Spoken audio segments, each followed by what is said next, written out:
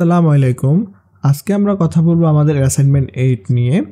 এই অ্যাসাইনমেন্টে আসলে আমরা চেক করব ফ্যালিন্ডম আর নট ফ্যালিন্ডম।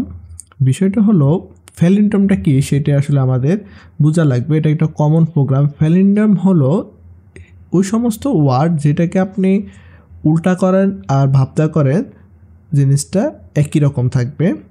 আমরা বাংলাতে যদি বলি নয়ন, আপনি যদি নয়নকে উল্টা করেন তাহলে নয়ন হবে, এবং যদি আপনি সঠিকভাবে লেখেন তাও নয়ন হবে। সেটা হলো মানে রিভার্স করলো সেম, এবং যেভাবে আছে ওইভাবে রাখলো কিন্তু সেম হবে। এটাই মূলত ফ্যালিন্ডম নাম্বার।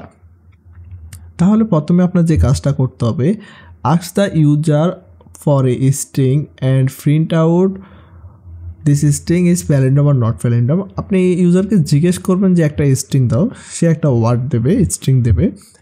স্ট্রিংটা দেওয়ার পরে আপনার কাজটা হলো ইউজারকে বলে দিতে হবে এটা কি ফ্যালিন্ডম আর নট ফ্যালিন্ডম।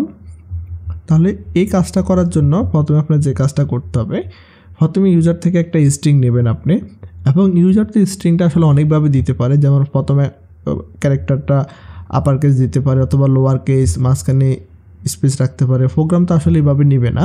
তাহলে প্রোগ্রামকে আমরা সুন্দরভাবে কাজ করার জন্য আমরা কি করতে হবে, ইউজার যে স্ট্রিংটা দিবে এই স্ট্রিংটাকে হয় সম্পূর্ণ আমরা লোয়ার কেস করে নেব বা আপার কেস করে নেব। এতে করে কি হবে, ইউজার যেভাবে দেখ না কেন, আমরা তো এর ব্যাকএন্ডে সবগুলোকে লোয়ার কেস করে নিয়েছি অথবা আপার কেস করে নিয়েছি, এটা তার ইউজার জানে না। আমরা তাহলে আমাদের প্রোগ্রামের লজিকটা সুন্দরভাবে কাজ করাতে পারবো।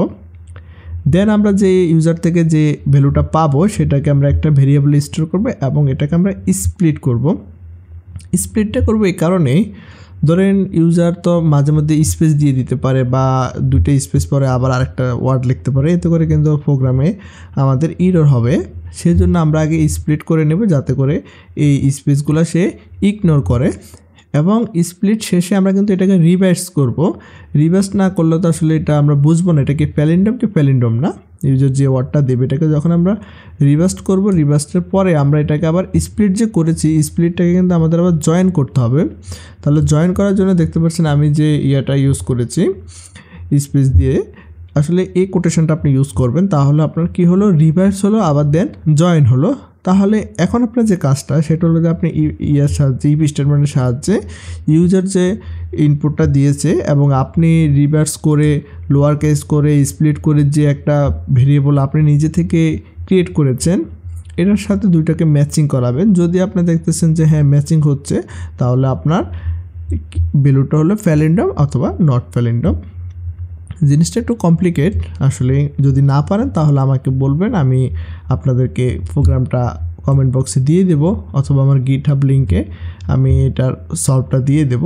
আমি আগে দেখব যে আপনারা আসলে কতটুকু পারেন বা কতটুকু শিখলেন বা কোন জায়গায় গিয়ে ঠেকলেন। আসলে প্রবলেমটা যখনই আপনার কারো কাছ থেকে ইজিলি পেয়ে যাবেন তাহলে আপনি কিন্তু শিখলেন না বিষয়টা।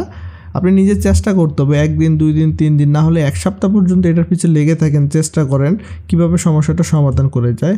আসলে রেডিমেড প্রবলেম সলভিং যদি কারো কাছ থেকে পেয়ে যান তাহলে আসলে কখনোই শেখা হবে না, আপনার কখনোই শিখতে পারবেন না। নিজে থেকে চেষ্টা করুন, নিজে থেকে শিখুন, তাহলে কিন্তু আপনার এটা প্রকৃত শিক্ষা, আপনি বহুদূর যেতে পারবেন এবং লাইফে সাকসেস করতে পারবেন।